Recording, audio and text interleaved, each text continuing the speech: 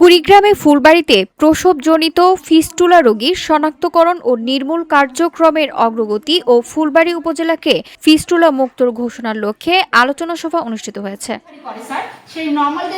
সোমবার উপজেলা স্বাস্থ্য ও পরিবার পরিকল্পনা বিভাগের আয়োজনে ল্যাব FRR প্রজেক্টের আওতায় এই সভার আয়োজন হয়।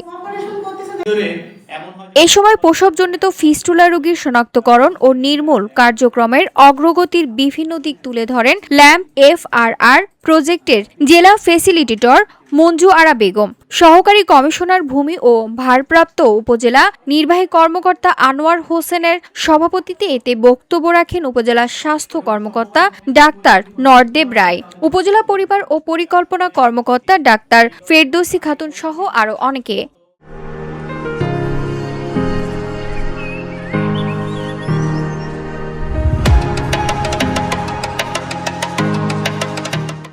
সভায় বক্তারা বলেন, ফুলবাড়ীকে প্রসবজনিত ফিস্টুলা মুক্ত উপজেলা হিসেবে গড়ে তুলতে হলে সব বিভাগের সমন্বিত প্রচেষ্টা অত্যন্ত জরুরি। মাঠ পর্যায়ে রোগী শনাক্তকরণ, জনসচেতনতা বৃদ্ধি, দ্রুত চিকিৎসা নিশ্চিতকরণ এবং নির্ধারিত সময়ের লক্ষ্যমাত্রা অর্জনে সবাইকে সমন্বিতভাবে কাজ করতে হবে।